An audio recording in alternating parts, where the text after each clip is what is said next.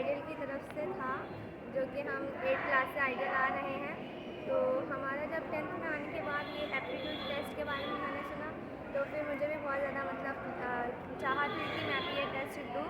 और फिर जब हम देने के लिए आए तो इतने सारे क्वेश्चन थे कि दिमाग एकदम सर देने लगा। फिर उसके बाद में फिर भी हमने कोशिश करके क्योंकि अच्छे से सब करके आंसर दिए। फिर उसके बाद में जब रिज़ल्ट आने वाला था तो फिर मतलब कि बहुत ज़्यादा डर लगने लगा था कि क्या मालूम कैसा रिज़ल्ट आएगा। सारे फ्रेंड्स ने मतलब कि डरा दिए थे कि क्या होगा पता नहीं क्या बोलेंगे, टीचर चिल्लाएंगे या कौन सी हम लोग के अंदर कौन सी सलाहियत है वो बताएंगे।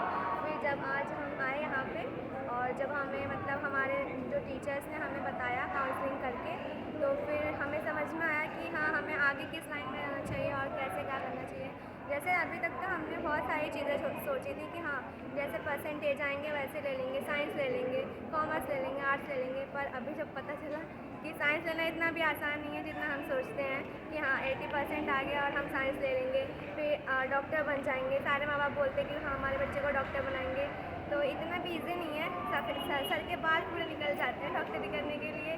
तो फिर टीचर ने मुझे गाइड किया कि आप कॉमर्स ले लो और साइंस अच्छा है मेरा, मेडिकल में जा सकती हूँ मैं, लेकिन टीचर ने कहा कि आप कॉमर्स लेके MBA कर सकते हो। तो फिर मुझे बहुत ज़्यादा खुशी हुई कि मेरे अंदर कुछ तो सलाहियत है करने की, इसलिए शुक्रिया। अस्सलाम वालेकुम वरहमतुल्लाहि वबरकातुहू। नहीं, अच्छा है, क्लासेस जाना अच्छा है, बहुत अच्छा है। आइडियल भी आना बच्चों को, मेरी बच्ची आती है बहुत ज़्यादा माशाल्लाह। अच्छा, पढ़ाई भी अच्छी करते हैं सब, टीचर लोग भी अच्छे हैं, सब बहुत अच्छे हैं।